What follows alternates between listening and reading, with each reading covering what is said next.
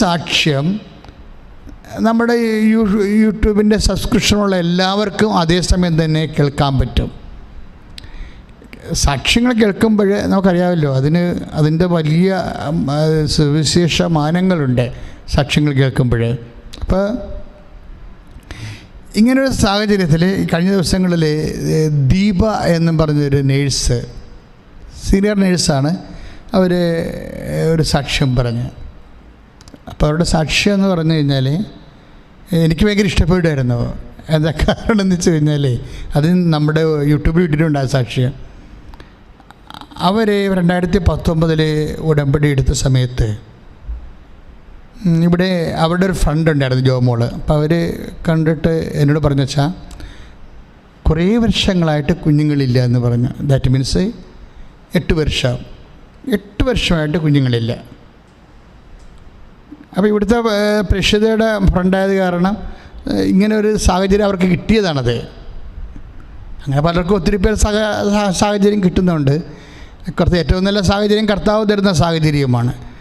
കാര്യം ചിലരൊക്കെ അച്ഛൻ വിളിക്കും കാണുമ്പോൾ തന്നെ, അവരുടെ ഒരു അവസ്ഥ കാണുമ്പോൾ കർത്താവ് എന്നെക്കൊണ്ട് അവരെ വിളിപ്പിക്കാൻ പറയും. കാര്യം എനിക്കറിയാം കർത്താവ് അവരെ സഹായിക്കാൻ പോകുന്നുണ്ടെന്ന്. ഞാനതിൻ്റെ താരാ ഒരു കർത്താവിൻ്റെ ഉപകരണം, കർത്താവ് ചെയ്യുന്ന കാര്യങ്ങളുടെ ഒരു സാക്ഷി, അത്രയേ ഉള്ളൂ. അപ്പോൾ ഈ ദീപം അടുത്ത് വരുമ്പോൾ എന്നോട് പറഞ്ഞ കാര്യം, എനിക്ക് കുട്ടികളുണ്ടാകുന്നില്ല, PCOD ആണെന്ന് പറഞ്ഞു. അപ്പം അണ്ഡാശയത്തിൽ മുഴുവനും കുരുക്കളാണ്, കംപ്ലീറ്റ് കുരുക്കളാണ്.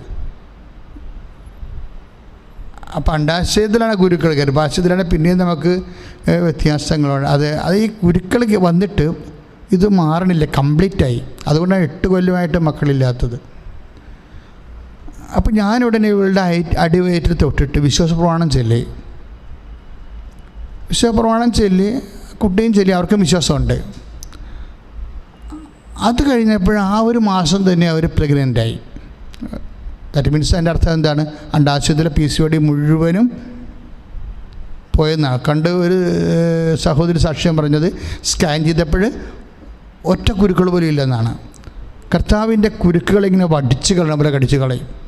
ദൈവകരങ്ങളുടെ ഒരു ശക്തിയാണിത്. ഇത് വിശ്വാസത്തിൻ്റെ മുന്തിയ ഒരു വലിയ ലോകമാണിത്. നിങ്ങൾ ഓരോ ആരാധന കൂടുമ്പോഴും ഇതുപോലെയുള്ള വിശ്വാസം കൈവരിക്കാൻ വേണ്ടി നോക്കണം. എന്നെ ഇഷ്ടപ്പെടുത്തിയ വിഷയം എന്ന്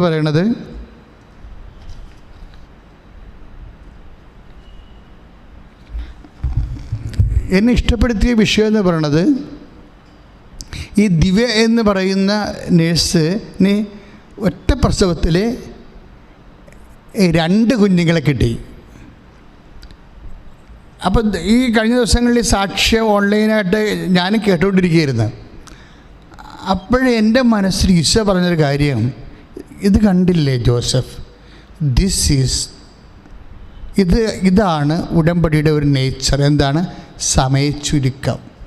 എനിക്ക് അങ്ങനെയാണ് അത് വ്യാഖ്യാനിക്കാൻ കിട്ടിയത്. കാര്യം എന്താണ്?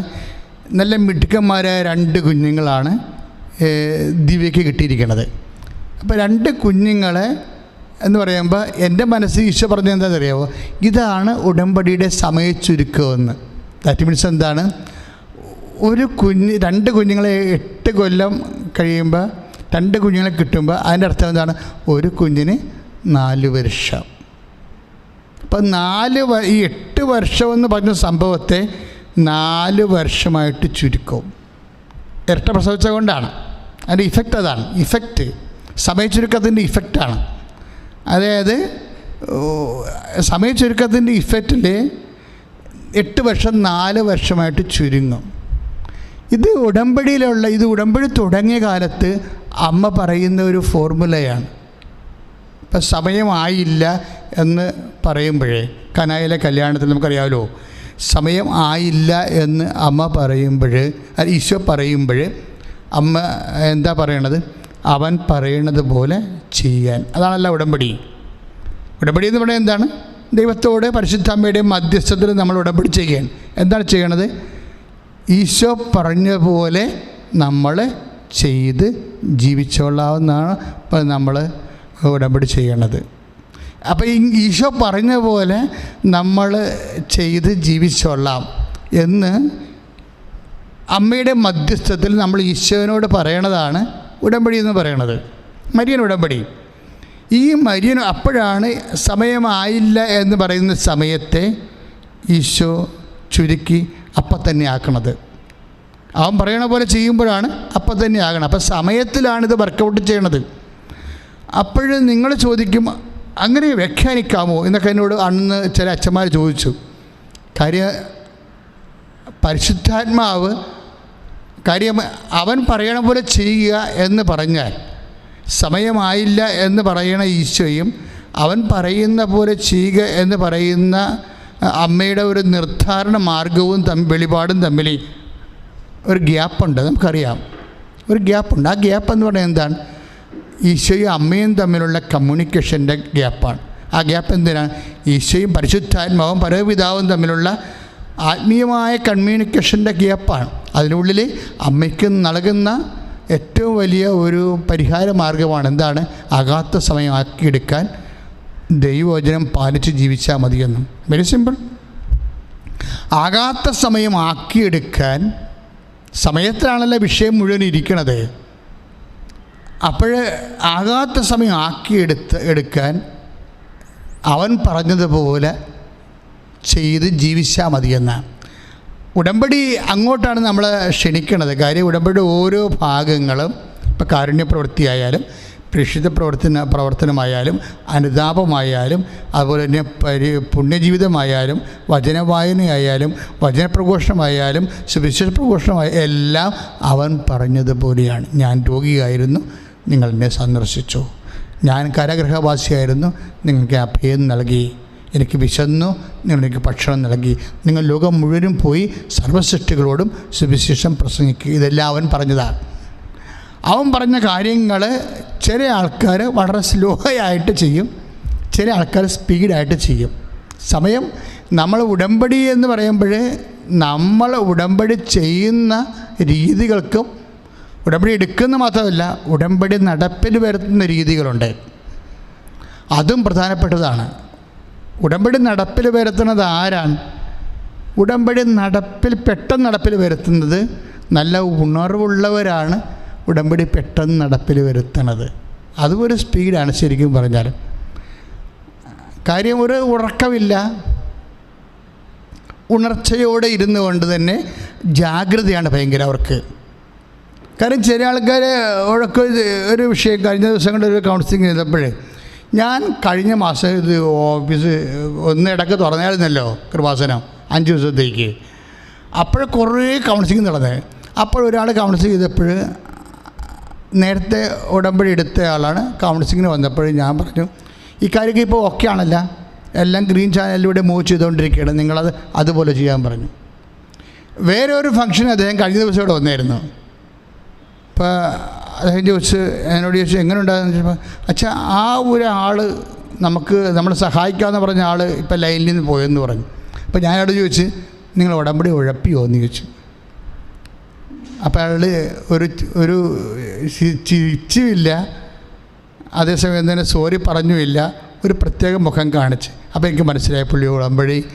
ചില ആൾക്കാർക്ക് അങ്ങനെ ഒരു പ്രശ്നം ഉണ്ടായാലും നടന്ന് കഴിയുമ്പോൾ ഉടമ്പടിയിൽ ദൈവം ഇടപെടാൻ തുടങ്ങിയെന്ന് കഴിയുമ്പോൾ ബുദ്ധി ഉടനെ പ്രവർത്തിക്കും.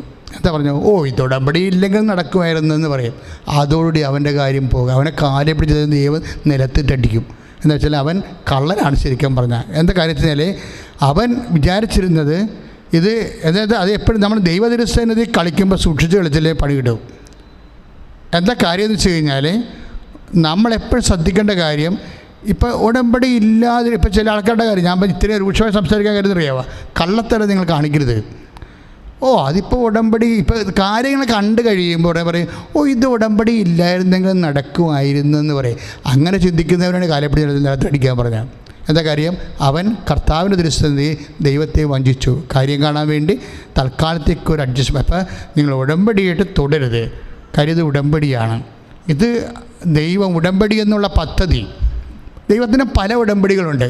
എബ്രാഹത്തിനോട് ഉടമ്പടി ചെയ്തു, മോസസുമായിട്ട് നമ്മൾ ദൈവം ഉടമ്പടി ചെയ്തു. അതുപോലെ തന്നെ മോസസിലൂടെ ജനങ്ങളോട് ദൈവം ഉടമ്പടി ചെയ്തു. യേശുവിൻ്റെ കാലത്ത് ദിവ്യകുർബാന എന്ന നിത്യജീവൻ്റെ ഉടമ്പടി ചെയ്തു. ഇങ്ങനെ ദൈവവും മനുഷ്യനും തമ്മിലുള്ള ബന്ധങ്ങൾ എപ്പോഴും ഉടമ്പടിയിലാണ്. അപ്പോൾ ഉടമ്പടി എന്നുള്ളൊരു പ്രോജക്റ്റാണ്, പൊതുവായിട്ടുള്ള പ്രോജക്റ്റാണ്. ഈശോ ആ ഉടമ്പടി എടുത്തിട്ട് എന്ത് ചെയ്തു? നിത്യജീവൻ്റെ കൂദാശയാക്കി മാറ്റി. അപ്പം അതാണ് സമ്പൂർണ്ണമായ ഉടമ്പടി എന്ന് പറയുന്നത്. മറ്റതെല്ലാം ഭൗതികമായ കാര്യങ്ങൾക്ക് വേണ്ടിയുള്ള ഉടമ്പടിയും വാഗ്ദാന നാട് പ്രാപിക്കാനുള്ള ഉടമ്പടിയും ഭൗതികമാണ്. ഈശോയുടേതാണ് സമ്പൂർണ്ണമായ ഉടമ്പടി.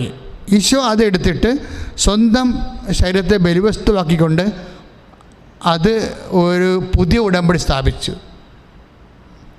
അതാണ് നമ്മൾ കുർബാനയിൽ പറയുന്നത്. ഇത് നിങ്ങൾക്ക് വേണ്ടി ചിന്തപ്പെടാനിരിക്കുന്ന തിരുരക്തത്തിൻ്റെ പുതിയ ഉടമ്പടിയുടെ പാനപാത്രമാകുന്നു. അപ്പോൾ അത് പുതിയ ഉടമ്പടിയാണ്. അത് പഴയ ഉടമ്പടി സാധാരണ ഭൗതികമായ കാര്യങ്ങൾക്കും തേനും പാലും ഒഴുകുന്ന വാഗ്ദാന നാട് പ്രാപിക്കാനൊക്കെ ഉള്ളതാണ്, ജനങ്ങളുടെ വിശുദ്ധീകരണത്തിന്. പുതിയ ഉടമ്പടി ജനങ്ങൾ സ്വർഗീയ ജെറുസലേം പ്രാപിക്കാൻ വേണ്ടിയുള്ളതാണ്. കർത്താവിൻ്റെ ദിവ്യകാരുണ്യത്തിൻ്റെ പുതിയ ഉടമ്പടി. അപ്പോൾ ഈ ഉടമ്പടി എന്നുള്ള വിഷയം ഒരിക്കലും ദൈവം റദ്ദ് ചെയ്യത്തില്ല. നമ്മൾ ഈ ഗലാത്യർ വായിക്കുമ്പോൾ മനസ്സിലാകും. ഗലാത്യർ 3:17 എന്താ പറയണത്? നിയമം വന്ന്, ഗലാത്യർ 3:17 നിയമം വന്ന് 450 വർഷം കഴിഞ്ഞിട്ടാണ്, ഉടമ്പടി വന്നു 450 വർഷം കഴിഞ്ഞിട്ടാണ് ദൈവം നിയമം തന്നത്. പക്ഷേ ദൈവം ഉടമ്പടിയെ റദ്ദ് ചെയ്തില്ലെന്ന്. അതാണ് ഗലാത്യർ 3:17 പറയുന്നത്. അപ്പോൾ ഉടമ്പടി എന്ന ആശയം, ഉടമ്പടി എന്ന പദ്ധതി, ഉടമ്പടി എന്ന പ്ലാൻ എന്ന് പറയുമ്പോൾ ഞങ്ങളൊക്കെ മൈനസ്യമാരി പഠിക്കുമ്പോൾ അവിടുന്ന് മേജർ സെമിനാരിയിലൂടെ പോകുന്നെങ്കിൽ അവിടുത്തെ ഫിലോസഫി കോളേജിൻ്റെ എൻട്രൻസ് ഉണ്ട്. അപ്പോൾ എൻട്രൻസിന് അവിടുന്ന് അയച്ചു തന്ന പുസ്തകം, എൻട്രൻസ് ജസ്റ്റ് പുസ്തകം നോക്കിയിട്ട് പ്രൊഫസർ 1-2 ക്ലാസ് എടുക്കും. അപ്പം ആലുവ സെമിനാരിൽ ഞങ്ങൾക്ക് അയച്ചു തന്ന പുസ്തകം ഞാൻ ഇന്ന് ഓർക്കുന്നുണ്ട്. പ്ലാൻ ഓഫ് സാൽവേഷൻ എന്നാണ്. Plan of salvation, salvation history, രക്ഷാകര ചരിത്രം ഒരു പ്ലാനാണ്, ഒരു പ്ലാനും പദ്ധതിയുമാണ്. അപ്പോൾ എപ്പോഴും ഉടമ്പടി ഒരു പ്ലാനാണ്. ശരിക്കും ഉടമ്പടി എന്ന പൊതു കാര്യം, അതിൻ്റെ പൊതുവായിട്ടുള്ള ഘടനകൾ പരിശോധിക്കുമ്പോൾ അത് പ്ലാനാണ്. ഇപ്പം മരിയൻ ഉടമ്പടിയാണ് നമ്മൾ ചെയ്യുന്നത്, അതൊരു പ്ലാനാണ്. എന്താ അതിൻ്റെ പരിപാടി? അവൻ പറയണത് പോലെ, അമ്മ യോഹന്നാൻ 2:5 പറഞ്ഞിരിക്കുന്ന പോലെ അവൻ പറയണ പോലെ ചെയ്യുക. അപ്പോൾ പരിശുദ്ധാത്മാവ് അമ്മ 2004 ഡിസംബർ 7-ാം തീയതി പ്രത്യക്ഷപ്പെട്ടതിൻ്റെ ഭാഗമായിട്ടാണ് നമുക്ക് പ്രത്യക്ഷീകരണ പ്രാർത്ഥന തന്നത്.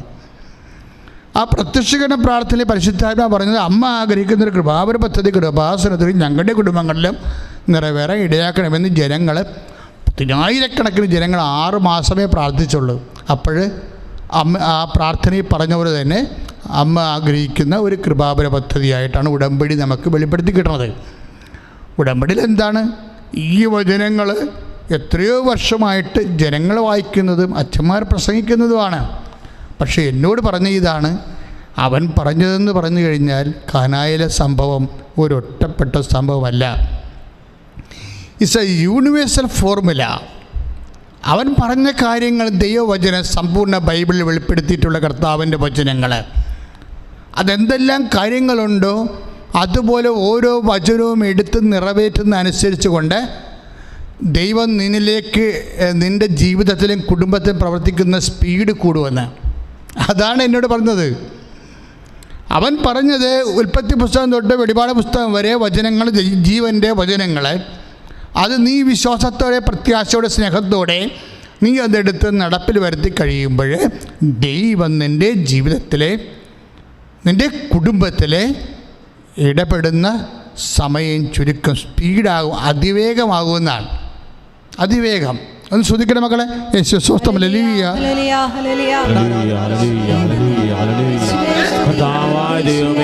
പ്രാർത്ഥിക്കുന്നു. സമയത്തിൻ്റെ മേൽ സന്ദർഭത്തിൻ്റെ അധികാരമുള്ള പരിശുദ്ധി അമ്മേ, ഉടമ്പടി ചെയ്ത ഓരോ ദൈവമക്കൾക്ക് വേണ്ടി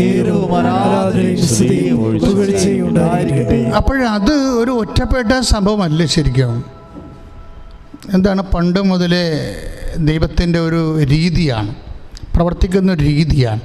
കാര്യം നമ്മൾ ദൈവത്തിൻ്റെ വചനങ്ങൾ കൃത്യമായിട്ട് പാലിച്ചു പോയാൽ ദൈവം നമ്മുടെ ജീവിതത്തിൽ ഇടപെടുന്ന സമയം അതിവേഗമാക്കുമെന്ന്. അതാണ് ഈ 81-ാം സങ്കീർത്തനയിലെ 81-ാം സങ്കീർത്തനം 14-ാം വാക്യം. ഈ ഉടമ്പടിയുടെ ഒരു ഫോർമുലയാണ് പറയണത്. എന്താ പറയണത്? സങ്കീർത്തനം 81:14 13 തൊട്ടുണ്ട്. 81:13-14 എന്താ പറയണത്?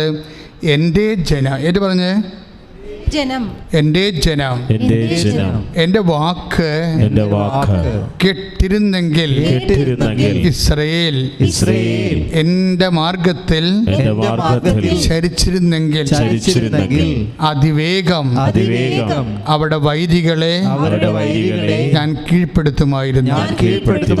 അതാണ് സംഭവം. അല്ലാതെ ഒറ്റപ്പെട്ട കാനായിലെ വിഷയമല്ല ഇത്. പണ്ട് മുതലേ ദൈവത്തിൻ്റെ ഒരു നിലപാടാണ്. എന്താണ്? എൻ്റെ ജനം എൻ്റെ വാക്ക് കേട്ടിരുന്നെങ്കിൽ. ഒന്ന് പറഞ്ഞേ, എൻ്റെ ജനം എൻ്റെ വാക്ക് കേട്ടിരുന്നെങ്കിൽ ഞാൻ അതിവേഗം അവരുടെ ശത്രുക്കളെ കീഴ്പ്പെടുത്തുമായിരുന്നു. രണ്ട് കാര്യങ്ങൾ അതിൻ്റെ അകത്തുണ്ട്. ഒന്നെന്താണ്? 83 സങ്കീർത്തനം 81:13 എന്താ പറയണത്? എൻ്റെ ജനം എൻ്റെ വാക്ക് കേട്ടിരുന്നെങ്കിൽ. ഏറ്റു പറഞ്ഞേ, എൻ്റെ ജനം എൻ്റെ വാക്ക് കേട്ടിരുന്നെങ്കിൽ. എൻ്റെ അർത്ഥം എന്താണ്? അവൻ പറയണത് പോലെ ചെയ്തിരുന്നെങ്കിൽ. അത്രേ ഉള്ള സംഭവം. ഇതാണ് ഉടമ്പടി എന്ന് പറയണത്. അവൻ പറയണത് പോലെ ചെയ്തിരുന്നെങ്കിൽ, എൻ്റെ ജനം എൻ്റെ വാക്ക് കേട്ടിരുന്നെങ്കിൽ എന്ത് സംഭവിക്കുമായിരുന്നു? അതിവേഗം. അതാണ് സമയച്ചുരുക്കം. ഉടമ്പടിയുടെ സമയച്ചുരുക്കം അതാണ്. എന്താണ്? 81:14 ഏറ്റു പറഞ്ഞ് അതിവേഗം അവിടെ വൈരികളെ ഞാൻ കീഴ്പ്പെടുത്തുമായിരുന്നു. അപ്പൊ ദൈവമാണത് ചെയ്യണത്. നമ്മുടെ ജീവിതം ഇപ്പം ദിവ്യയ്ക്ക് അതിവേഗം എന്ന രീതിയിൽ സമയച്ചുരുക്കം ഉണ്ടാക്കിയിട്ട് 2 കുഞ്ഞുങ്ങളെ കൊടുത്തു. ആരാണത് ചെയ്യണത്? ദൈവമാണത് ചെയ്യണത്.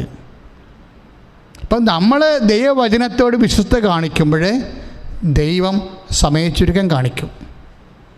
ഇത് സമയത്തിൻ്റെ മേലുള്ള ദൈവത്തിൻ്റെ ഇടപെടലെ സുനിശ്ചിതമാക്കാനും അതിവേഗമാക്കാനുമുള്ള ഒരു സംവിധാനമാണ്. എന്താണ്? എൻ്റെ ജനം എൻ്റെ വാക്ക് കേട്ടിരുന്നെങ്കിൽ. ഒരു സിമ്പിളാണ്. അപ്പോഴേ ചില ആൾക്കാർ ദൈവത്തിൻ്റെ വചനമൊക്കെ കേൾക്കും. പിന്നെ ആദ്യ ഘട്ടമൊക്കെ കേൾക്കും, 2ാം ഘട്ടത്തിൽ അടിക്കും. അതാണ് പ്രശ്നം. ആൾക്കാർക്ക് വരുന്നൊരു കുഴപ്പം ഇതാണെന്ന് വെച്ചാൽ ആദ്യ ഘട്ടം ഭയങ്കര ഉശിരോടുകൂടി കേൾക്കും. 2ാം ഘട്ടം വരുമ്പോൾ അവർ തളരും. അവർ തളരുമെന്ന് പറയുമ്പോൾ എന്ത് സംഭവിച്ചാൽ അവർ ഉറങ്ങുമെന്ന് ഞാൻ പറയത്തുള്ളൂ. എന്താണ് ഉറക്കം? കർത്താവിൻ്റെ വാക്ക് കേൾക്കാതിരുന്നത് എപ്പോഴാണ്? ശിഷ്യന്മാർ എപ്പോഴും കർത്താവിൻ്റെ വാക്ക് അവർ കേട്ടായിരുന്നല്ലേ. കർത്താവിൻ്റെ വാക്ക് കർത്താവ് ജീവിച്ചിരിക്കുമ്പോൾ തന്നെ കേൾക്കാതിരുന്നത് ഒരു സമയത്ത് മാത്രമേ ഉള്ളൂ. കർത്താവിൻ്റെ വാക്ക് കർത്താവിൻ്റെ സ്വന്തം ശിഷ്യന്മാർ വെച്ചാൽ യൂദാസൊന്നുമല്ല. യൂദാസ് പണ്ടേ കേട്ടിട്ടില്ല. അതേപോലെ അവൻ ശിഷ്യനായിട്ട് നമുക്ക് കൂട്ടിയിട്ടില്ല, കർത്താവും കൂട്ടിയിട്ടില്ല. ബാക്കി 11 പേരുണ്ടല്ലോ. ഈ 11 പേര് കർത്താവിൻ്റെ വാക്ക് കേൾക്കാതിരുന്നത് ഒറ്റ പ്രാവശ്യമേ ഉള്ളൂ. എവിടെ വെച്ചാണത്? ഗെത്സേമനിയിൽ വെച്ച്. ഗെത്സേമനിൽ വെച്ച് കർത്താവ് എന്താ പറഞ്ഞത്? 1 മണിക്കൂറെങ്കിലും നിങ്ങളെ എന്നോട് കൂടെ ഉണർന്നിരിക്കണം. അപ്പോഴേ പക്ഷേ കർത്താവ് വീണ്ടും വരുമ്പോൾ പത്രോസൊക്കെ ഭയങ്കര ഗുർഗം ഭരിച്ചുറങ്ങുകയാണ്. കർത്താവ് കേട്ടില്ല. കർത്താവ് പറഞ്ഞ വാക്ക് കേട്ടില്ല, വചനം കേട്ടില്ല. അവർ എൻ്റെ ജനം എൻ്റെ വാക്ക് കേട്ടിരുന്നെങ്കിലെന്ന് പറഞ്ഞില്ലേ. 81:13 എൻ്റെ ജനം എൻ്റെ വാക്ക് കേട്ടിരുന്നെങ്കിൽ. ശുസി ഒന്ന് ചിന്തിച്ച് നോക്കി എൻ്റെ മക്കളെ, എന്തുകൊണ്ട് കർത്താവ് തൻ്റെ വാക്ക് നമ്മളോട് പറയാൻ കാരണം എന്താ? എൻ്റെ ജനമായതുകൊണ്ട്. അതാണ് പ്രശ്നം. എൻ്റെ ജനം. ആ വാക്ക് എന്ത് ഇൻറ്റിമസിയാണെന്നറിയാവോ? ഈ വചനം പാലിക്കുന്നതിനെക്കുറിച്ച് കർത്താവ് എന്താ പറയണത്? Why I am giving you my word because you are my people. My people, എൻ്റെ ജനം എന്നാണ് പറയണത്. ഉടമ്പടി സ്വന്തമാക്കും നമ്മളെ ദൈവത്തിൻ്റെ. അതുകൊണ്ടാണ് പറയണത് എൻ്റെ ജനം എൻ്റെ വാക്ക് കേട്ടിരുന്നെങ്കിൽ ഞാൻ അതിവേഗം. കാര്യം എന്താണ്? അതിവേഗം നമ്മുടെ ജീവിതത്തിൽ ഇടപെടാൻ വേണ്ടി വെമ്പല കൊണ്ട് നിൽക്കുന്ന ഒരു ദൈവമാണ് ബൈബിളിലുള്ളത്. അല്ലാതെ നമുക്ക് നിയമം തന്നിട്ട് നമുക്ക് നിയമം പാലിക്കുന്നുണ്ടോ എന്ന് പറഞ്ഞ് പുറകെ നടക്കുകയല്ല. പോലീസൊന്നുമല്ല ദൈവം. അതായത് നമ്മളുടെ ജീവിതത്തിൽ you must read the mind of God. എന്താ കാരണം? നമ്മുടെ ജീവിതത്തിൽ എത്രയും വേഗം ഇടപെടാൻ വേണ്ടി കൊതിച്ച് വെമ്പി നിൽക്കുന്ന ഒരു ദൈവമാണ്. അതാണ് എൻ്റെ ജനമെന്ന് പറയുന്നത്. എൻ്റെ ജനം, എൻ്റെ കർത്താവ് നമ്മൾ പറയുന്ന പോലെ തിരിച്ചു പറയണത് എൻ്റെ ജന എന്ന് പറഞ്ഞു. എൻ്റെ ജോസഫ്, എൻ്റെ മനോജ്, എൻ്റെ സന്തോഷ്, എൻ്റെ എഡ്വേഡ്, അങ്ങനെയൊക്കെ പറഞ്ഞ് ദൈവം ഇങ്ങനെയാണ് സംസാരിക്കുന്നത്. എൻ്റെ ചെറുതാ പറയണത്. ഈ ഒരു ബോധം നമുക്കുണ്ടാകണം. അതിന് നമുക്ക് ദൈവസ്നേഹം വേണം. എനിക്ക് നിങ്ങളോട് സംസാരിക്കേണ്ട കാര്യമില്ല. കാരണം എന്താണ്? നിങ്ങൾ ദൈവസ്നേഹം ഇല്ല എന്നല്ലേ പറയണത്. 5:42 യോഹന്നാൻ്റെ സുവിശേഷത്തിലെ എനിക്ക് നിങ്ങളോട് സംസാരിക്കേണ്ട കാര്യമില്ല. എന്താ കാര്യം? എനിക്ക് നിങ്ങൾക്ക് ദൈവസ്നേഹം ഇല്ല എന്നാണ്. ദൈവസ്നേഹം, അതാണ് യോഹന്നാൻ്റെ സുവിശേഷം 5:42. ഞാൻ നിങ്ങളോട് സംസാരിക്കത്തില്ല, നിങ്ങൾ എന്നെ സ്തുതിക്കാൻ വേണ്ട, എനിക്ക് നിങ്ങളുടെ മഹത്വം വേണ്ട. എന്താ കാര്യം? എനിക്ക് നിങ്ങളുടെ മഹത്വം വേണ്ട. എന്താ കാര്യം? നിങ്ങൾക്ക് ദൈവസ്നേഹം ഇല്ലെന്ന്. ദൈവസ്നേഹം ഇല്ലാത്തിടത്തുനിന്ന് ദൈവസ്തുതികൾ ആവശ്യപ്പെടത്തില്ല, ദൈവസ്തുതികൾ അംഗീകരിക്കത്തില്ല. കാര്യം ബേസിക്കായിട്ട് നമുക്ക് വേണ്ടത് ദൈവസ്നേഹമാണ്. പ്രാർത്ഥിക്കുക, കർത്താവേ അങ്ങയെ മഹത്വപ്പെടുത്താൻ ആവശ്യമായ ദൈവസ്നേഹത്താൽ ഞങ്ങളെ അഭിഷേകം ചെയ്യണം.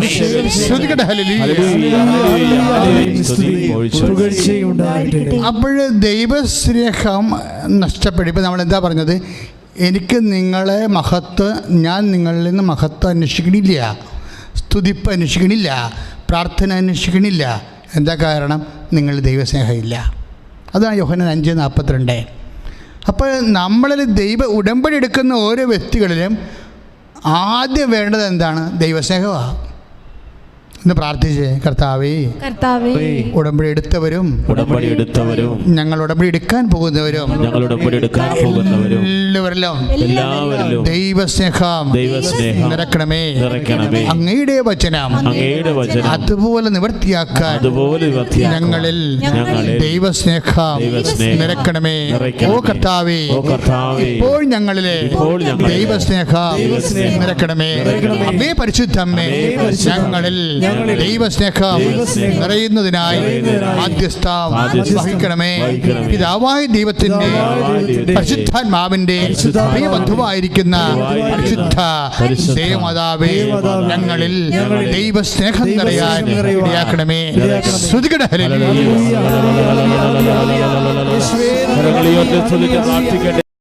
എപ്പോഴാണ് ദൈവസ്നേഹം കുറയണത്? എപ്പോഴാണ് ഉടമ്പടി എടുത്തിട്ട് വീണ്ടും നമ്മൾ തളരുന്നത്? അത് എവിടെയെങ്കിലും അകപ്പെടുമ്പോഴാണ്. എവിടെയെങ്കിലും നമ്മൾ അകപ്പെട്ട് കാണും. നീ നിൻ്റെ കുടുംബ പ്രാർത്ഥന നടക്കണില്ലെന്ന് വിചാരിച്ചോ, നിൻ്റെ വ്യക്തി ജീവിതത്തിലും പ്രാർത്ഥന നടക്കണില്ല, നിൻ്റെ സ്നേഹപ്രവർത്തികളാ, കാരുണ്യപ്രവർത്തികളാ, പ്രേക്ഷിത പ്രവർത്തികളാ, ഒന്നും നടക്കണില്ല. എൻ്റെ അർത്ഥം നീ എവിടെയോ അകപ്പെട്ടിട്ടുണ്ട്. അതാ കർത്താവ് ചോദിച്ച ഒറ്റ ചോദ്യമേ ഉള്ളൂ, why are you sleeping? Why are you sleeping? കർത്താവ് ശിഷ്യന്മാരോട് ചോദിച്ച ഒരു ചോദ്യമാണ്, വൈ ആർ യു സ്ലീപ്പിംഗ്? നീ എന്തുകൊണ്ട് നിങ്ങൾ ഉറങ്ങുന്നു? ഒരു ഉറങ്ങുന്ന വിശ്വാസി പ്രാർത്ഥനയില്ല, കുമ്പസാരമില്ല, കുർബാനയില്ല, പലതരത്തിലും ആധ്യാത്മികമായി ഉറങ്ങുന്ന വിശ്വാസി, എന്താണ് അവന് പറ്റിയിരിക്കുന്നത്? എന്താണ് അവൾക്ക് പറ്റിയിരിക്കുന്നത്? അവൾ അല്ലെങ്കിൽ അവൻ എവിടെയോ അകപ്പെട്ടിരിക്കുന്നു. കർത്താവ് പറഞ്ഞതല്ലേ, ഞാൻ പറഞ്ഞല്ലോ. നീ എവിടെയോ, ദൈവഭയത്തിലെ നീ എവിടെയോ അകപ്പെട്ടിട്ടുണ്ട്. പത്രോസോട് പറഞ്ഞു, പത്രോസേ അകപ്പെട്ടു. പ്രലോഭനങ്ങളിൽ അകപ്പെടാതിരിക്കാൻ ആ വാക്കാണ് കർത്താവ് ഉപയോഗിക്കുന്നത്.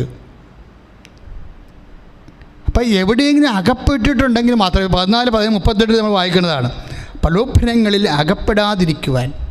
എവിടെയോ അകപ്പെട്ട മനുഷ്യന് മാത്രമേ ഉറങ്ങാൻ പറ്റത്തുള്ളൂ. പത്രോസ് ഉറങ്ങിയതിൻ്റെ കാരണങ്ങൾ കർത്താവ് മനസ്സിലാക്കി. ഒരു പ്രലോഭനമാണ്, ഏതോ ഒരു പ്രലോഭനം.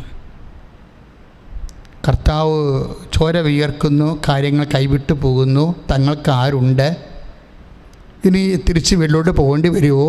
ഇങ്ങനെ ദൈവത്തെക്കാളുപരി സ്വന്തം വിശ്വാസങ്ങളെ, സ്വന്തം ജീവിതത്തെക്കുറിച്ച് വല്ലാണ്ട് ചിന്തിച്ചകപ്പെട്ടു പോയി. നിൻ്റെ ജീവിതത്തെക്കുറിച്ച് നീ വല്ലാണ്ട് ചിന്തിച്ചകപ്പെട്ടാൽ ഉറങ്ങാനുള്ള സാധ്യതയുണ്ട്. നിൻ്റെ ജീവിതത്തെക്കുറിച്ച്, നിൻ്റെ കുടുംബത്തെക്കുറിച്ച്, നിൻ്റെ ജോലിയെക്കുറിച്ച്, വിദ്യാഭ്യാസത്തെക്കുറിച്ച് നിനക്ക് ചിന്തിക്കാം. പക്ഷെ അകപ്പെടുന്ന രീതി ചിന്തിക്കേണ്ട കാര്യമില്ല. കാര്യം എന്താണ്? നിൻ്റെ കർത്താവ് ചോര വിയർക്കുമ്പോഴും ഉണർന്ന് തന്നെ നിന്റെ കൂടെ ഉണ്ട്. ദൈവവേദലേ ശ്രുതികട ഹല്ലേലൂയ ഹല്ലേലൂയ ഹല്ലേലൂയ ഹല്ലേലൂയ.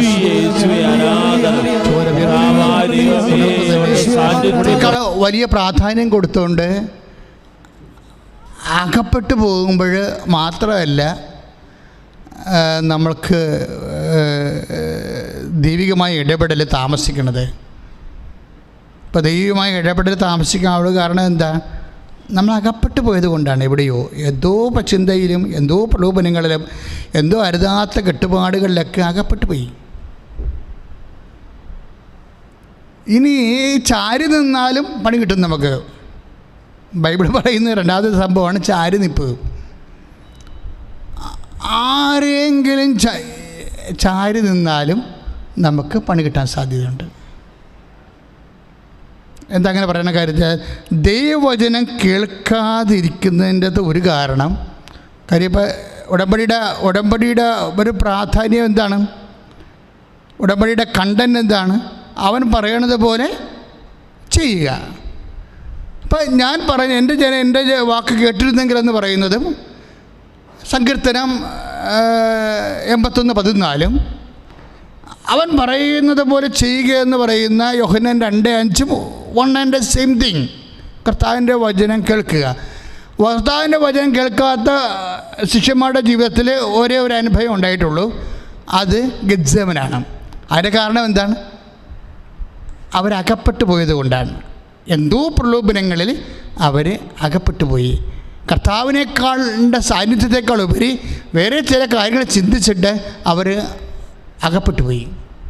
അതുകൊണ്ടാണ് മർക്കോസിൻ്റെ 14:37-38 പറയണത് അകപ്പെടാതിരിക്കണം. ഇനി അകപ്പെടാതിരിക്കുമ്പോഴാണ് അകപ്പെട്ടിരിക്കുമ്പോഴാണ് സാധാരണ കർത്താവിൻ്റെ വചനം കേൾക്കാതിരിക്കുന്നത്.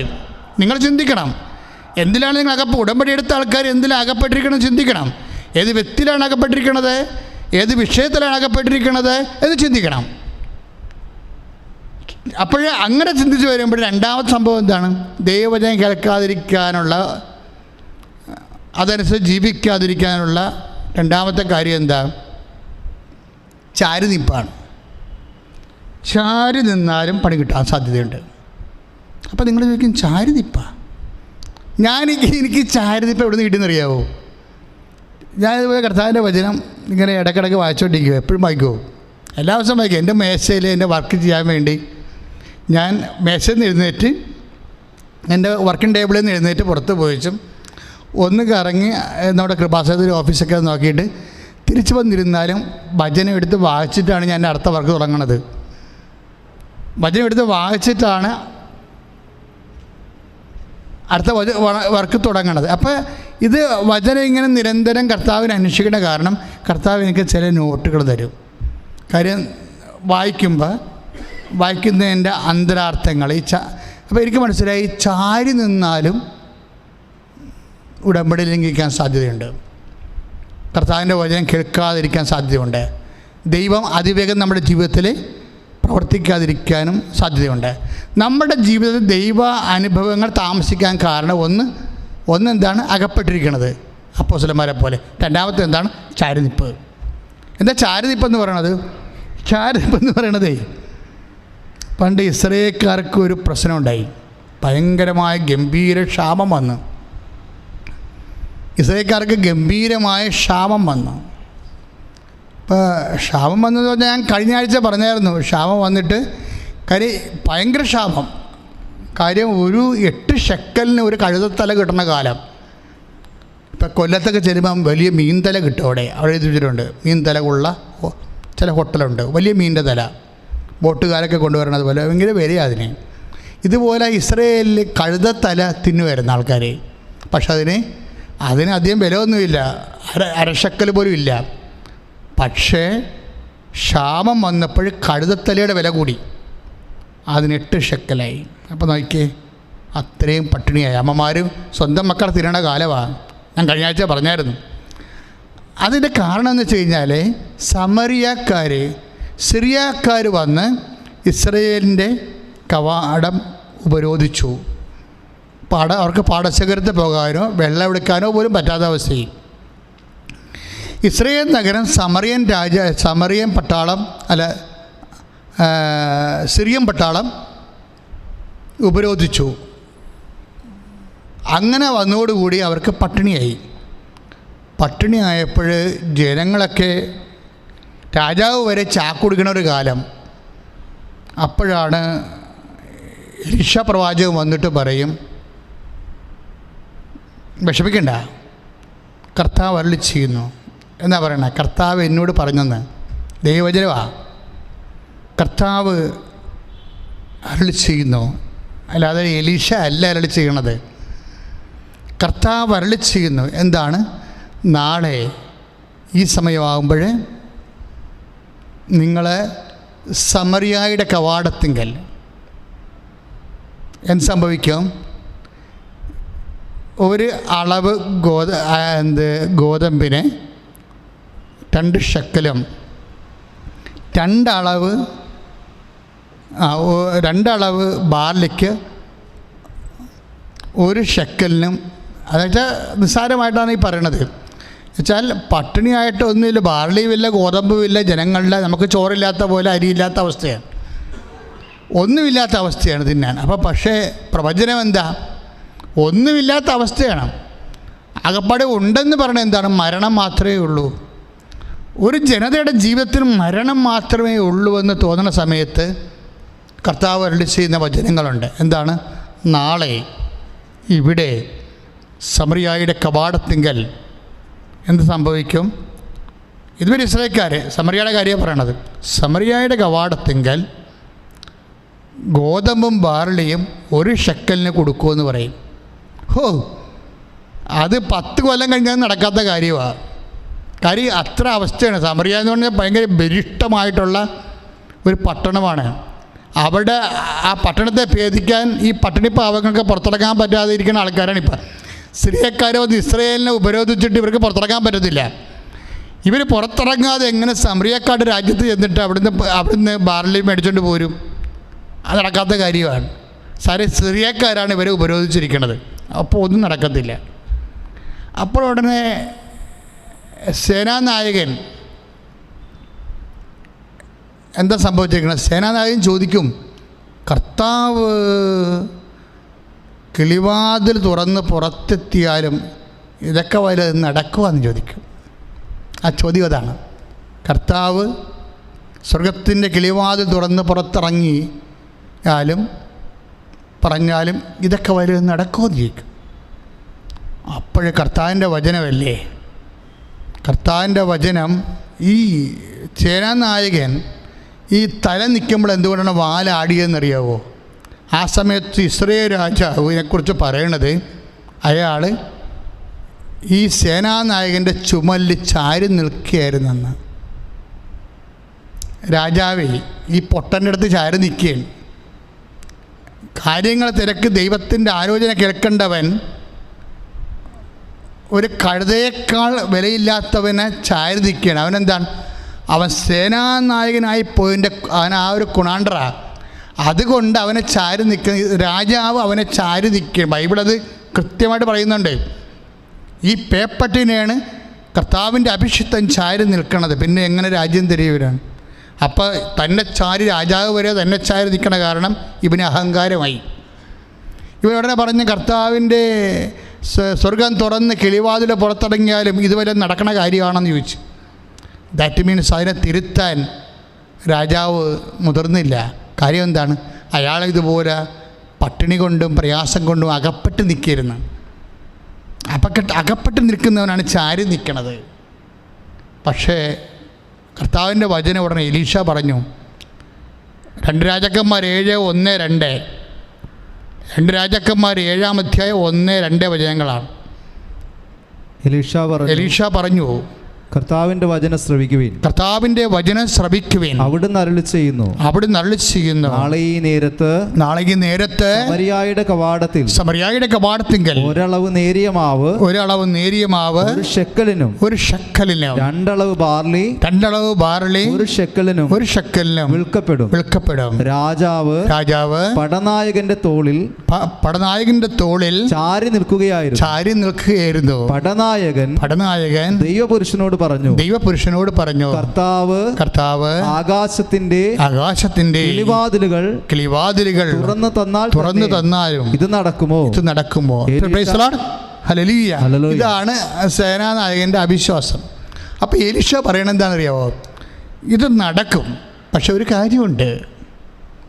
ഇത് നടക്കുന്നത് നീ കാണും, പക്ഷെ അതിലൊന്നും ഒരു പിടി പോലും നീ തിന്നത്തില്ലെന്ന് പറയും. ഈ ദൈവവചനം അവിശ്വസിച്ച് കഴിഞ്ഞാലുള്ള പ്രശ്നം അതാണ്. നമുക്ക് നേരെ ചൊവ്വേ പോകാൻ പറ്റത്തില്ല. പിന്നെ കാര്യം എന്താണ്?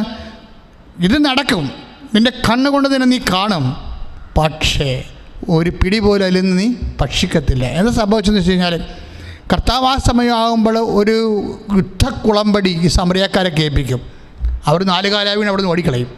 അപ്പോൾ 2 കുഷ്ഠരോഗികൾ പറഞ്ഞു, നമ്മളെന്തിനാണ് സമറിയ കവാടത്തിൽ ഇവിടെ ഇസ്രായേലിൻ്റെ കവാടത്തിൽ ഇരിക്കണത്? നമുക്ക് ഇവിടെ നിന്നാലും നമ്മൾ പട്ടിണി കിടന്ന് ചാകും. അതുകൊണ്ട് കുഷ്ഠരോഗി പറയും, നമുക്ക് അവിടെ പോയി വില ഉണ്ടാകാൻ തിരക്കാം. അവർ നമ്മളെ കൊല്ലണ്ടെന്ന് പറഞ്ഞ് ഇവർ ചെല്ലുമ്പോൾ അവിടെ ആരുമില്ല. അവരെല്ലാവരും നാടുവിട്ട് പോയി. കുഷ്ഠരോഗിയുടെ അകത്ത് കയറി ഈ നേരിയ മാവും ബാർലിയും എല്ലാം എടുക്കും. അങ്ങനെ നാട്ടുകാർ സമരം കവാടത്തിലേക്ക് ഇഴച്ച് കയറുമ്പോൾ രാജാവ് ചെയ്ത ഒരു മണ്ടത്തരം, ഈ പൊട്ടനെ പിടിച്ചവിടെ സേനാനായകനല്ലേ, ആ നഗരത്തിൻ്റെ കാവൽക്കാരനായിട്ട് വെച്ചത് ഈ ആ മനുഷ്യനെ, ആ സേനാനായകനെ. ജനം ഇടിച്ച് കയറിയോടുകൂടി ഈ മനുഷ്യൻ താഴെ വീണ് അവിടെ പുറത്തുകൂടി ജനം കയറി ബാർലിയും ഗോതമ്പൊക്കെ കൈക്കിലാക്കി ജനം പിരിയുമ്പോൾ ഈ മനുഷ്യനോട് ചത്ത് കിടക്കണം. അതാണ് പറഞ്ഞത്, നീ അത് കാണും കർത്താവ് കൊടുക്കണത്, പക്ഷെ കർത്താവിൻ്റെ ഓഹരി നിനക്ക് കിട്ടത്തില്ല, അത് കാണാൻ നീ ഉണ്ടാകത്തില്ലെന്ന് പറഞ്ഞു. മക്കളെ, ദൈവവചനം വിശ്വസിക്കാൻ ഒരു കഴിവ് വേണം. ശരിക്കും ഉടമ്പടിയിൽ നമ്മൾ എടുക്കുമ്പോൾ ദൈവവചനമാണ്. ദൈവവചനം അവൻ പറയണ പോലെ ചെയ്യുമ്പോൾ അതനുസരിച്ച് ജീവിക്കുമ്പോഴാണ് ഇത് ഉടമ്പടി കർത്താവ് സമയച്ചുരുക്കം പ്രാപിക്കണത്. അതിന് കർത്താവിന് എന്തു മാർഗം വേണം? ഒരു മാർഗം വേണ്ട, കർത്താവ് മാത്രം മതി. കാര്യം ഒരു സ്വരമാണ്, ഒരു യുദ്ധത്തിൻ്റെ കുതിരക്കുളമ്പടി കേൾപ്പിച്ചാൽ മതി. എന്ത് മാർഗമാണ് ദൈവം ഉപയോഗിക്കണമെന്ന് നമുക്കറിയത്തില്ല. നിനക്ക് 3 കോടി കടമുണ്ട്. കഴിഞ്ഞ ദിവസങ്ങളിവിടെ ചെറുതുരുത്തിൽ നിന്ന് ഒരു ചേച്ചി വന്ന് സാക്ഷ്യം പറഞ്ഞു. നമ്മളെ കലാമണ്ഡലത്തിൻ്റെ കഥകളി മോഹിനിയാട്ടമൊക്കെ പഠിപ്പിക്കണവർ, അവരിപ്പോൾ ന്യൂയോർക്കിൽ തന്നെ പരിപാടി. കലാമണ്ഡലം ജോൺ ആ സാക്ഷ്യം കിടപ്പുന്നുണ്ട്. അവർക്ക് 3 കോടി കടമാണ്. അവർ ഉടമ്പടി എടുത്തിട്ട് ഇവിടുന്ന് പോയതിന് ശേഷം തിരിച്ച് ആലപ്പുഴ റെയിൽവേ സ്റ്റേഷനിൽ എത്തിയപ്പോൾ ട്രെയിൻ വരാൻ കുറച്ച് അല്പം സമയം എങ്കിലും 300 രൂപ മുടക്കി അവർ തിരിച്ചു വന്ന് മാതാവിനെ ഒന്ന് കണ്ടിട്ട് പോകാമെന്ന് പറഞ്ഞിട്ട് ഒന്നുകൂടി കണ്ടിട്ട് പോകാമെന്ന്. അതാണ് വിശ്വാസം എന്ന് പറയുന്നത്. ഒന്നുകൂടി മാതാവിനെ കണ്ടിട്ട് പോകാമെന്ന് പറഞ്ഞ് ആലപ്പുഴയിൽ നിന്ന് അവർ തിരിച്ചു വരികയാണ്. 300 രൂപ മുടക്കി അവർ തിരിച്ചു വരുന്ന സമയത്ത് രാത്രി 9 മണിയായി. ഞാൻ മാത്രമുണ്ട്. ഞാനത് വിളിച്ച് എന്നാ ചേച്ചിയെന്ന് ചോദിച്ചു. അച്ഛാ, എനിക്കൊന്ന് മാതാവിനെ ഒന്ന് കണ്ടിട്ട് പോകാൻ വേണ്ടി, ഒന്നിട്ട് കാണാൻ വേണ്ടി വന്നു. എന്ത് വിശ്വാസമാണത്! അതാണ് ദൈവസ്നേഹം. ഞാൻ ഒന്നും ചെയ്തില്ല, എന്താ നിങ്ങളുടെ പ്രശ്നം എന്ന് ചോദിച്ചു. കാരണം എനിക്ക് 3 കോടി കടവണച്ചാൽ എങ്ങനെ ജീവിക്കുമെന്ന് ചോദിച്ചു. ഞാൻ പറഞ്ഞു നമുക്ക് കുഴപ്പമില്ലെന്ന് പറഞ്ഞു. ഞാൻ അവരത്തിനെ അങ്ങനെ പിടിച്ചു കൊണ്ടുവന്ന് അൾത്താറെ വെച്ചിട്ട് അൾത്താറിൽ നിന്ന് കർത്താവിൻ്റെ കുരിശുരൂപത്തിൻ്റെ അവിടെ തല കുത്തി വെച്ച് അങ്ങോട്ടേക്ക്. ഞാൻ പറഞ്ഞു ഇനി നിങ്ങൾ പോയിക്കൊള്ളാൻ പറഞ്ഞു. കാര്യം എന്താ, ഞാനും തളർന്ന് നിൽക്കേണ്ട വാക്ക് പറയാൻ രാവിലെയുള്ള ശുശ്രൂഷയാണ്, തളർന്ന് നിൽക്കുകയാണ്. പക്ഷേ ഇപ്പം ന്യൂയോർക്കിൽ നിന്ന് അവർ സാക്ഷ്യം പറയാൻ വേണ്ടി വന്നിരിക്കണമെന്ന് ഞാൻ. അതായത് പെട്ടെന്ന് അവിടെ സ്ഥലമൊക്കെ കുറയാണ് വിറ്റ് മാറിയത്. സെക്കൻഡുകൾക്കുള്ളിൽ അത്രയും കടങ്ങളെല്ലാം പരിഹരിച്ചു. ഏറെക്കുറെ 90% കടങ്ങൾ പരിഹരിച്ചു. സന്തോഷത്തോടെ ഇവർ തിരിച്ചു വരും. നിൻ്റെ ജീവിതം മാറി മറിയാൻ വേണ്ടി 1 സെക്കൻഡ് മതി കർത്താവിന്. പക്ഷേ ഇതുപോലെ നീ വിശ്വസിക്കണം, ഇതുപോലെ നീ സ്നേഹിക്കണം, ഇതുപോലെ നീ പ്രത്യാശിക്കണം. അതിൻ്റെ കൃപയ്ക്ക് വേണ്ടി സ്തുതിക്കട്ടെ. ദൈവത്തിൻ്റെ ശത്രുക്കളുടെ സ്തുതിക്കട്ടെ.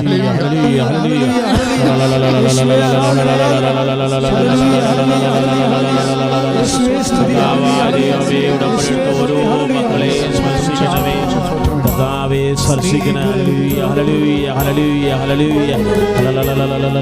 യേശുവേ ആരാധന, യേശുവേ ആരാധന. സ്തുതിക്കട്ടെ. ഹല്ലേലൂയ. ഹല്ലേലൂയ ഹല്ലേലൂയ ഹല്ലേലൂയ. ധാരണയില്ലേ?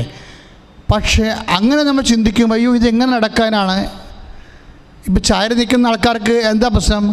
ചാരി നിൽക്കുന്നവർ ചോദിക്കും, ആരെങ്കിലും നിങ്ങൾ ചാരി നിൽക്കണമെങ്കിൽ ബുദ്ധിയില്ലാത്തവന്മാർ ചാരി നിൽക്കത്തില്ലേ?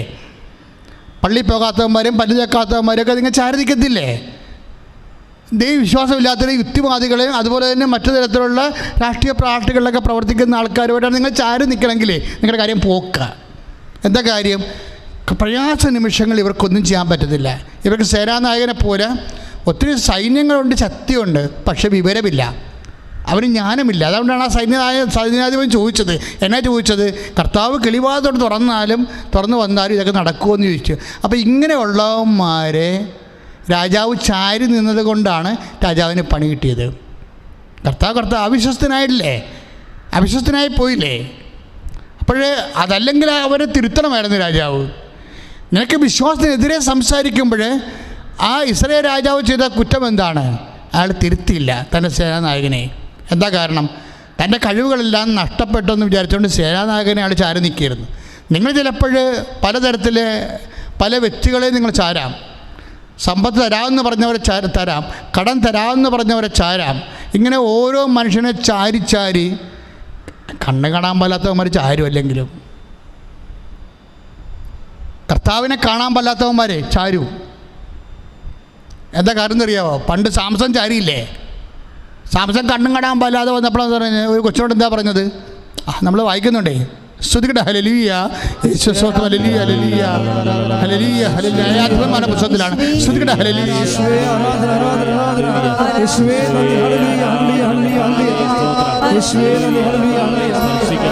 അധ്യായത്തിൻ്റെ 26-ാം വാക്യം, ന്യായാധിപന്മാരുടെ പുസ്തകം 16:26. കൈക്ക് പിടിച്ചിരുന്ന ബാലനോട് സാംസൺ പറഞ്ഞു, ഒന്ന് ചാരി നിൽക്കാൻ കെട്ടിടത്തിൻ്റെ തൂണുകൾ എവിടെയാണ് എന്ന് ഞാൻ തപ്പി നോക്കട്ടെ. കണങ്ങണാൻ പറഞ്ഞുകൊണ്ടാണ്. ഇപ്പം നിങ്ങൾ ആരെങ്കിലുമൊക്കെ ചാരി നിൽക്കുന്നുണ്ടെങ്കിൽ കർത്താവിനല്ലാതെ വേറെ ആരെ ചാരിയാലും നിങ്ങൾക്ക് കണ്ണ് കാണാൻ പാടില്ല നിർത്താവും. കണ്ണ് തുറക്കണം ദൈവത്തിലെ. എത്ര ലക്ഷം കടമാണെങ്കിലും ക്യാൻസർ 4-ാം സ്റ്റേജിലാണെങ്കിലും നീ ആരെയും ചാരരുത്, കർത്താവിനെ മാത്രം ചാരണം. നീ ഒന്നിലും അകപ്പെടരുത്. ശിഷ്യന്മാർക്ക് സംഭവിച്ചത് അകപ്പെട്ടു പോയതാണ്. പ്രാർത്ഥിക്കുക, കർത്താവേ ഒന്നിലും അകപ്പെടാതിരിക്കാൻ, ഒന്നിനെയും ചാരാതിരിക്കാൻ അങ്ങയിൽ മാത്രം ആശ്രയിച്ചുകൊണ്ട് അങ്ങയുടെ വചനങ്ങള് അവസാന നിമിഷം വരെ നിറവേറ്റിക്കൊണ്ട് നിന്റെ കൃപയാൽ കർത്താവേ നിന്റെ സുവിശേഷത്തിന്റെ സാക്ഷിയാകാൻ എന്നെ അഭിഷേകം ചെയ്യണം.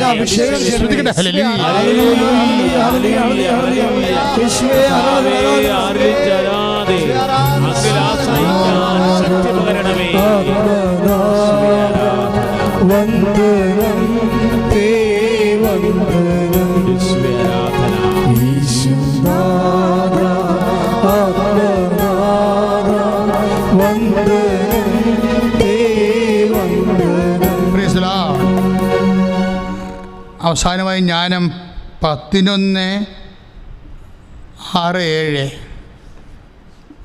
രക്തരൂക്ഷിതമായി കലങ്ങി മറിഞ്ഞൊഴുകുന്ന നദിക്ക് പകരം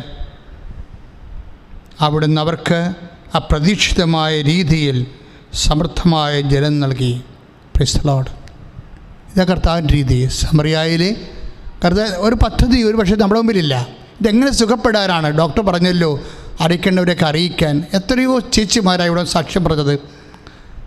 ഡോക്ടർ ഞങ്ങളോട് പറഞ്ഞതാണ് അറിയിക്കേണ്ടവരെയൊക്കെ അറിയിക്കാൻ. ഇപ്പം ഞാൻ തിരിച്ചു പറഞ്ഞ് കൃപാസനത്തിൻ്റെ ഉടമ്പടിയുടെ കാശുരൂപം കൊണ്ടുപോയി ICUയിൽ വെച്ച് എൻ്റെ ഭർത്താവിന് നെഞ്ചത്ത് വെച്ചിട്ട് ഞാൻ തിരിച്ചു വന്ന് നേഴ്സിനോട് പറഞ്ഞു, അറിയിക്കേണ്ടവരൊക്കെ അറിയിച്ചിട്ടുണ്ട് സിസ്റ്റർ എന്ന് പറഞ്ഞു. ആരാണ് നമുക്കറിയിക്കാൻ? നമുക്ക് നമ്മുടെ കർത്താവ് മാത്രം. അവർ ജീവനോടെ എഴുന്നേറ്റ് വീട്ടിലോട്ട് പോരുമ്പോഴുണ്ടാകുന്ന ഒരു വിശ്വാസമുണ്ട്. ദൈവത്തെ കൂടുതൽ അറിയാൻ, കൂടുതൽ അനുഭവിക്കാൻ, ദൈവം നിൻ്റെ കയ്യിൽ പിടിച്ചിരിക്കുകയാണെന്നുള്ള ബോധ്യം ഉണ്ടാകാൻ വേണ്ടി മാത്രമാണ് നിൻ്റെ ക്ലേശങ്ങൾ. നീ ആരെയും ചാരി നിൽക്കാതെ, ഒന്നിനും അകപ്പെടാതെ, ഉടമ്പടി വചനങ്ങൾ പോലെ അവൻ പറഞ്ഞ പോലെ നിറവേറ്റിക്കൊണ്ട് അവസാനം വരെ വിശ്വാസം പ്രഖ്യാപിച്ച് ജീവിക്കാൻ നിന്നെ കർത്താവ് അഭിഷേകം ചെയ്യട്ടെ. ശ്രുതികട്ടെ. ഹല്ലേലൂയ. മഹത്വം മഹത്വം. ഹല്ലേലൂയ ഹല്ലേലൂയ ഹല്ലേലൂയ. യേശുവേ യേശുവേ ആരാധന. നിന്നെ തൊടും, കർത്താവ് നിന്നെ സ്പർശിക്കും. നിന്റെ മാരക രോഗങ്ങളായാലും നിന്റെ തീരാവ്യാധികളായാലും നിന്റെ ജീവിത ദുരിതങ്ങളായാലും നീ എന്തിനു വേണ്ടി പരീക്ഷ എഴുതിയിരിക്കുന്നുവോ, എന്തിനു വേണ്ടി നീ എഴുതാൻ പോകുന്നുവോ, നിന്റെ ജോലിക്കാര്യമായാലും നിന്റെ സാമ്പത്തിക മേഖലയായാലും നീ വീടില്ലാത്ത അവസ്ഥയായാലും വഴിയില്ലാത്ത അവസ്ഥയായാലും ജീവിക്കാൻ സ്ഥലമില്ലാത്ത അവസ്ഥയായാലും നിന്റെ യാത്രയായാലും യാത്ര മുടങ്ങിയതായാലും യാത്ര പെൻഡിങ്ങിനായാലും എല്ലാ മേഖലകളിലും നിന്റെ ദൈവം ഇപ്പോൾ നിന്നെ അനുഗ്രഹിക്കാൻ പോകുന്നു. നീ കർത്താവിൻ്റെ തിരുസന്നിധിയിൽ നീ സ്വന്തമായ ശിരസിൽ കൈവച്ചുകൊണ്ട് പ്രാർത്ഥിക്കട്ടെ. കർത്താവിൻ്റെ നാമം നിന്റെ ശിരസിൽ കൈവച്ചു പ്രാർത്ഥിക്കട്ടെ. നിന്നെ വെച്ചിരിക്കുന്ന കൈകൾ കൊണ്ട് തന്നെ കർത്താവ് നിന്നെ അനുഗ്രഹിക്കും. അതിപ്പോൾ കർത്താവിൻ്റെ കൈകളാക്കി നീ മാറ്റും. മാറും. അമ്മ പരിശുദ്ധമ്മ നിനക്ക് വേണ്ടി മധ്യസ്ഥം വഹിക്കും. മാരക രോഗങ്ങളും തീരാവേദികളും ജീവിത ദുരിതങ്ങളും തടസ്സങ്ങളും ഇപ്പോഴും അടിപ്പെടുന്ന പോലെ വൈദ്യാഘാതം പോലെ നിന്റെ ജീവിതത്തിൽ നിന്ന് വിട്ടകലാൻ പോകുന്ന കർത്താവേ, നിന്റെ നാമത്തിൽ പ്രാർത്ഥിക്കുന്ന കർത്താവേ, നിന്റെ നാമത്തിൽ പ്രാർത്ഥിക്കുന്ന കർത്താവേ, നിന്റെ വിശുദ്ധ പൗരോഹിത്യത്തെ ഇപ്പോഴും മഹത്വപ്പെടുത്തുന്ന കർത്താവേ, സഭയിലുള്ള സാന്നിധ്യം കർത്താവേ ഇപ്പൊ പ്രകടമാക്കുന്ന കർത്താവേ. ഈശോ ഈശോ പൊന്നോ വെള്ളിയോ എന്റെ കയ്യിലില്ല, എനിക്കുള്ളത് ഞാൻ നിനക്ക് തരുന്നു. നസ്രായനായ യേശുവിന്റെ നാമത്തിൽ മാരക രോഗങ്ങള് ആരാധനയും സ്തുതിയും പുകഴ്ചയും ഉണ്ടായിരിക്കട്ടെ. മകളെ, കർത്താവ് നമ്മൾ നിറഞ്ഞു നിൽക്കുന്ന സമയമാണ്. അമ്മ സന്തോഷിച്ച് നിൽക്കുന്ന സമയമാണ്.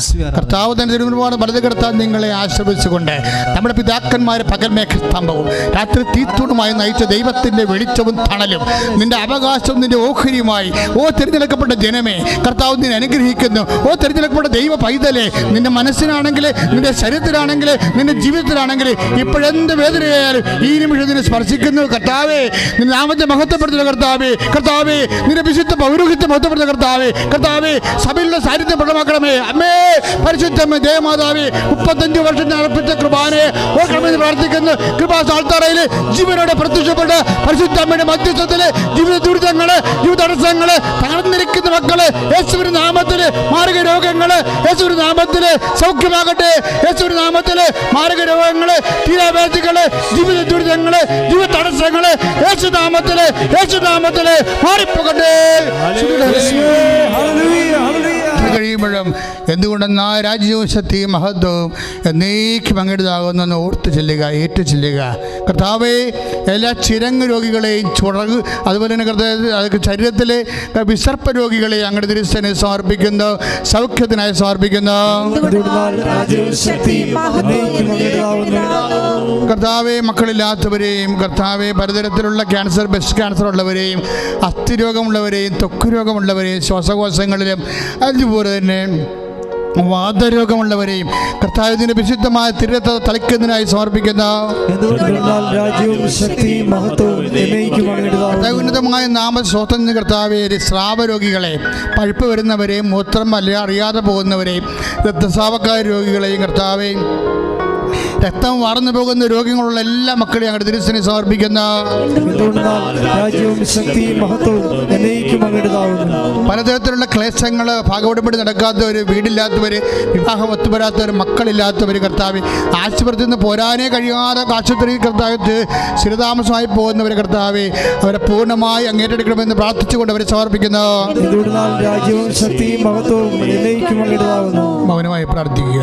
കണ്ണടച്ച് സമാപനാശീർവാദമാണ്. നിങ്ങളുടെ ജീവിതാവസ്ഥകൾ, ജീവിതാവശ്യങ്ങൾ പരിശുദ്ധ മാതാവിൻ്റെ മധ്യസ്ഥതയെ സമർപ്പിച്ചുകൊണ്ട് മൗനമായി പ്രാർത്ഥിക്കുക ദിവ്യകാരുണ്യത്തോടെ.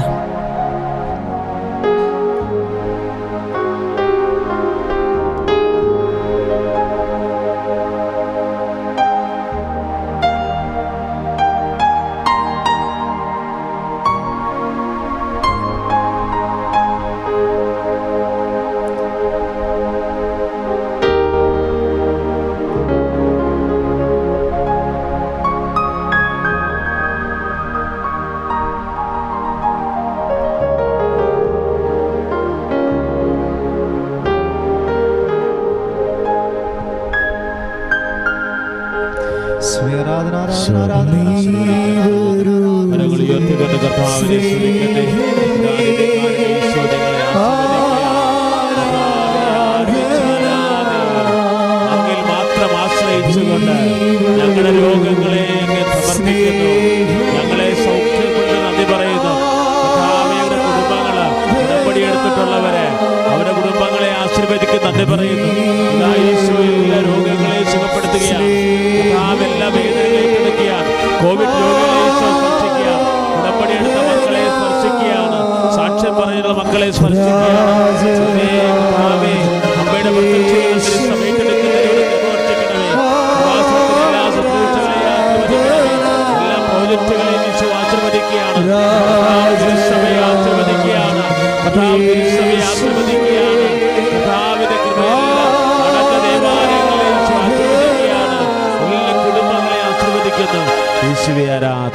ശിരസ് നമിച്ച് പരിശുദ്ധ പരമ ദിവ്യകാരുണ്യ ഈശോയ്ക്ക് എന്നേരവും ആരാധനയും സ്തുതിയും പുകഴ്ചയും ഉണ്ടായിരിക്കട്ടെ. പരിശുദ്ധ പരമ ദിവ്യകാരുണ്യ ഈശോയ്ക്ക് എന്നേരവും ആരാധനയും സ്തുതിയും പുകഴ്ചയും ഉണ്ടായിരിക്കട്ടെ. പരിശുദ്ധ പരമ ദിവ്യകാരുണ്യ ഈശോയ്ക്ക് എന്നേരവും ആരാധനയും സ്തുതിയും പുകഴ്ചയും ഉണ്ടായിരിക്കട്ടെ. പരിശുദ്ധ പരമ ദിവ്യകാരുണ്യ ഈശോയ്ക്ക് എന്നേരവും ആരാധനയും സ്തുതിയും പുകഴ്ചയും ഉണ്ടായിരിക്കട്ടെ.